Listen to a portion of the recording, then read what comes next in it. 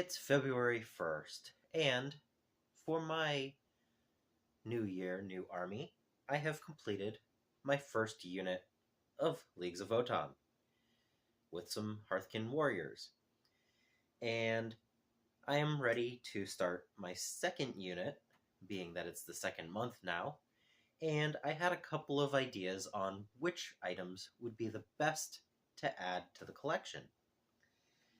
And so I think for this month, I had 4 different opportunities to best serve adding to the collection. The first idea, now that I have a unit of warriors, was to work on the Sagittar. Now, giving my warriors a unit, or a transportation device, and a way to split them is quite useful in a full game of 40k. And I think that is about it. Like, it's a nice vehicle, it's a decent size, it has playability in a full game, but it's not the best option to have as my second unit.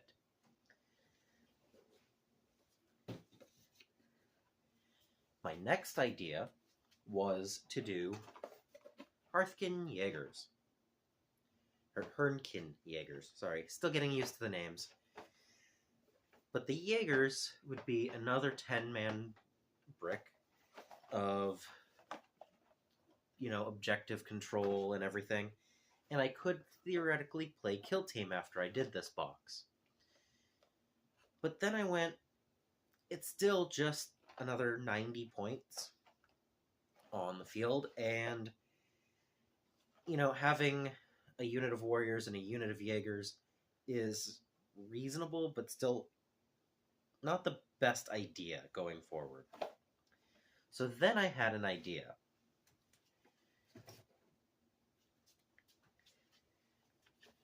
I have this combat patrol, and I've already done the warriors, so I could do some Drukhari Thunderkin, or I can do the Hearthguard.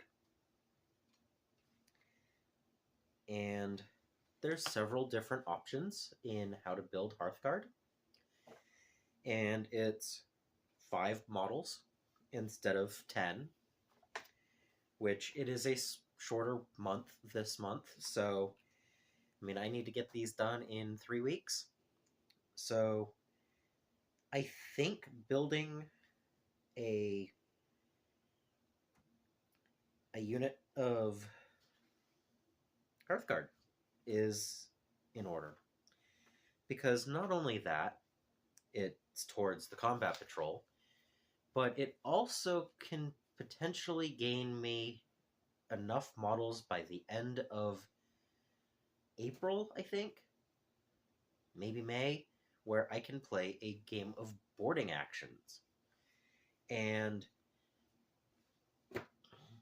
boarding actions at 500 points, if I do the Hearthguard, and I do the Jaegers, and I focus on the infantry, I can easily get to 500 points within a few months. And then I actually have something that's playable, and then from there I can start adding the Sagittar and the Hecaton and probably the Drukhari at that point. Finish off the combat patrol after the Sagittar. But I think all of these ideas working towards having a playable force reasonably soon is start with the boarding actions, go from there to 750 or 1,000 point list for a game of 40k. Rules and points are probably going to change because 11th edition is right about when I'm planning to have the 500 points done. But I think that's going to be the order of things. So we're going to do some Hearthguard this month. So I need to dig through those models and get those out, and we'll be doing another lapse of videos on the storage cubes as I build them. So let's see how these ones go.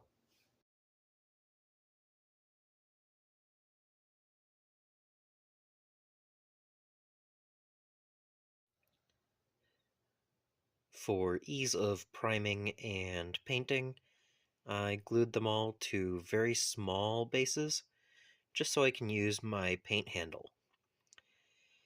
Now, to get that zenithal done. I've been hesitating a little bit on the airbrush zenithal, and I think I might actually try a dry brush this time.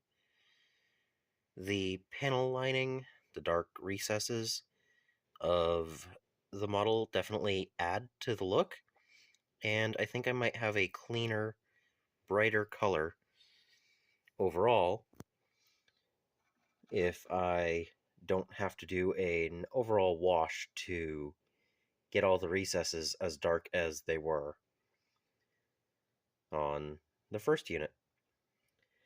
So I'll still have to do some washes, but I can be a little bit more particular, and it should leave all of the panels to be a little bit brighter.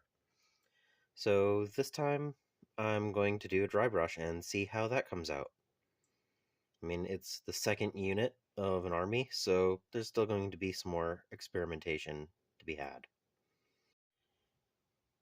Well, now that I've gotten a dry brush on them, I really like how they have the recesses. Hopefully when I paint them, that still looks that way.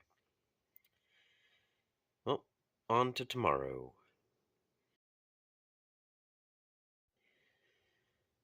So I started with the orange and green and gray to see where I liked the panels, and right now they're quite a bit different than what I expect them to look like once I get the purple down. Probably another day before I get to that step, but at least I have progress. I do like how vibrant they are. Um, Hopefully this looks good once the purple's down. There are also quite a few runes that I'm going to have to paint at some point, so I'll have to figure that out as well. Well, I've gotten most of the colors blocked in on 2 of the models. I just have to do the same for the other 4. Work on the plasma and a few other parts. And then I'll do a wash where I need it and keep on going. So just a matter of time, I think. Well, I almost finished all of the base colors. I still have to do the pale gray blue details and the beastly brown that was the leathers and stuff on the previous unit. I need to figure out where I actually want to put them because these guys don't have pouches or anything. I do need to do the tassels, so that's easily enough to do for the beastly brown, but I'm not sure about anything else. I need to do the pale gray blue on pretty much everything else that's white, but I'm still wondering about all of these runes, because I did some orange runes, and I'm thinking maybe orange here and the green in these spots, but that's a lot of green up here, and I don't know if maybe I should just do them beastly brown, because it's a color that I haven't actually used on these ones, and it should tie in a little bit better that way. And then I need to do some washes still on what I do for pale gray blue, but the recess shading, because of how I painted these, is looking a lot better than the previous ones, so I think that's going to be good, and then I still have to do their bases. So I have a few more days left. Oh, and the skin tone. But yeah, I have a few more days left to do these, but it's cutting it a little bit close. This month was not very long, so and having the weather being the way that it was so that I couldn't get them primed for the first week didn't really help very much either. So, yeah, we're just going to continue on.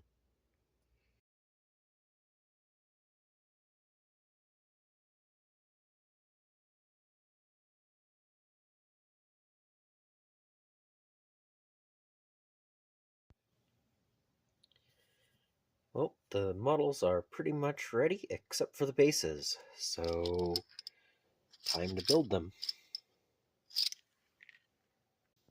As for the Einherjar champion, he doesn't actually need a base like the other models. He is already standing on a rock formation, so instead of making a base, I just need to paint that up and put the texture and everything down around it. But for the others, they're going to be standing on 32mm bases, and I do still have to make those.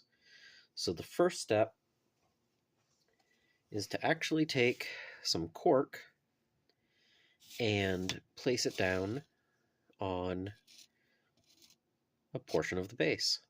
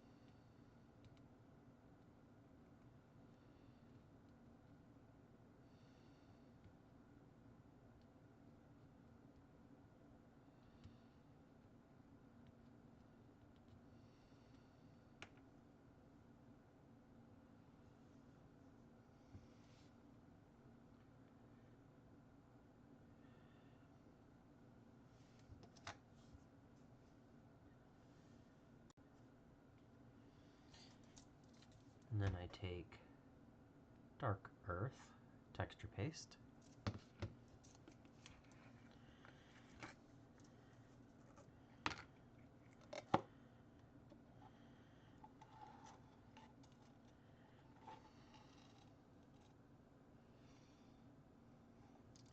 and it shouldn't take there very much.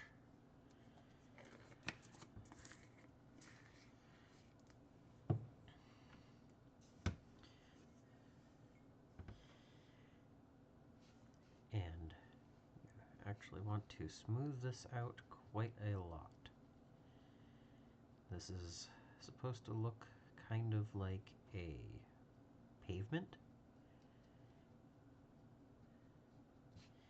at the edge of a broken cliff. So all of the little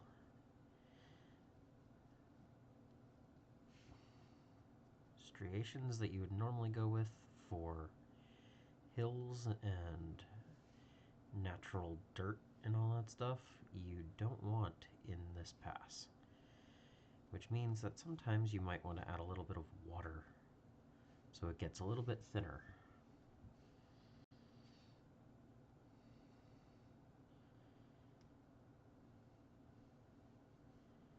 And you just cover everything. Getting it on the bottom does not actually hurt right now, but you want to just get as clean a upper layer as you can.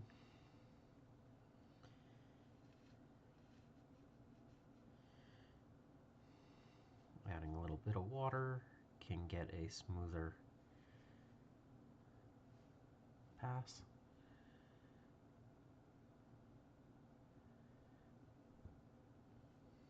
And just get all of the cork. So this step's interesting. I actually take a white paint and add it to the basing down in the lower area, so that when I do the speed paint, it's brighter than if I did it over a black base. And this might be a lot of paint, but instead of a drop or two, I'm doing quite a bit. But it's white over black, and it'll look better once it's done.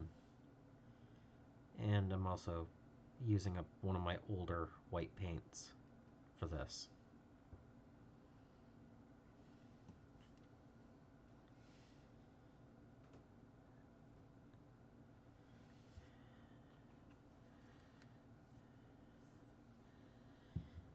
And then I take a brush that's not too important, and I push it around a little bit for a little bit better coverage. I don't need to hit every portion of the base, but it'll look better if it's bright.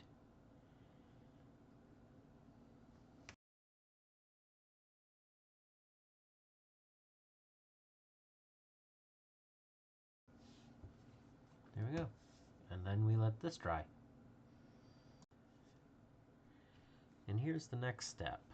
After the white is completely dry, I do a layer of Mod Podge gloss and let that dry.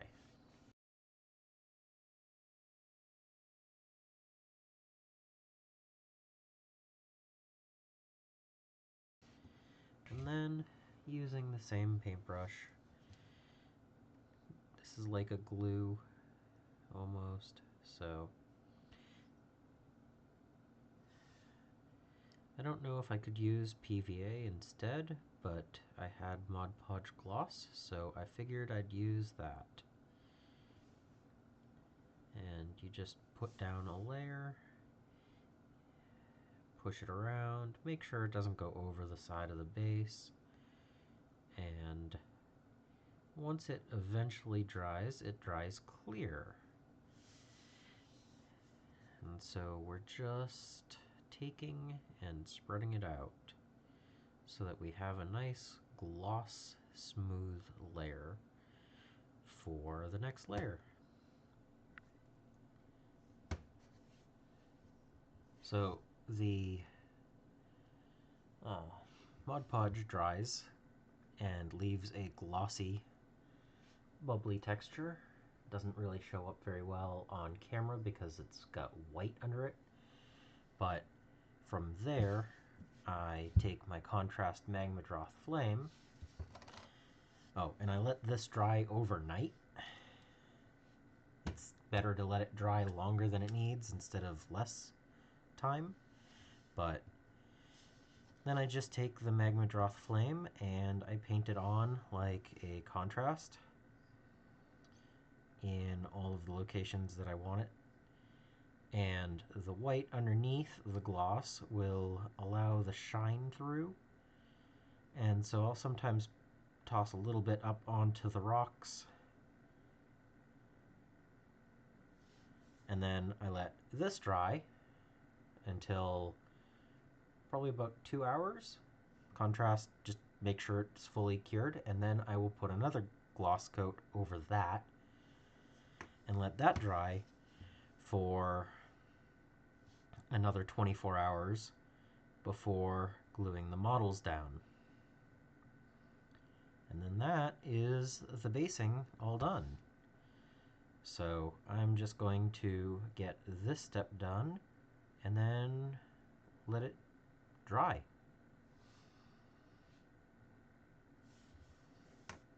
and I'll come back with the finished product.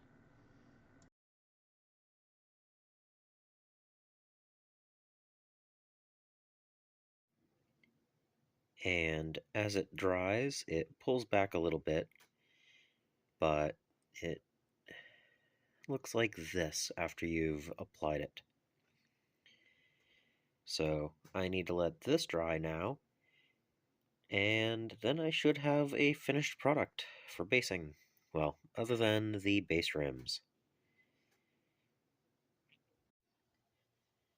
And there we have it. Einherjar Hearthguard and Einherjar Champion completed for the Leagues of Votann. I now have 305 points of models painted for this army, and I can't wait until next month where I'm going to choose the next unit to paint. There are two options that are quite viable to continue this. They make quite a bit of sense, and I think I know which one I'm going to choose, but I'm not 100% on it yet.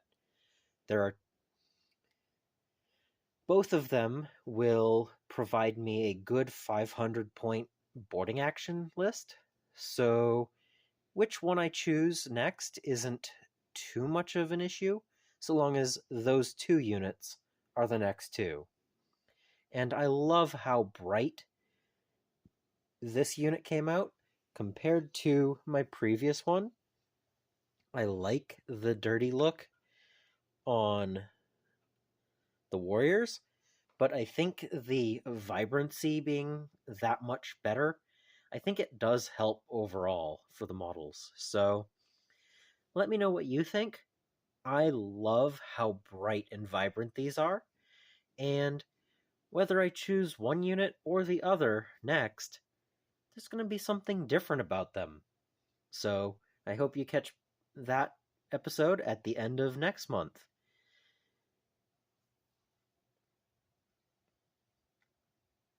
Subscribe if you haven't so that you don't miss any future videos. I also want to thank my patrons and supporters for making these videos possible.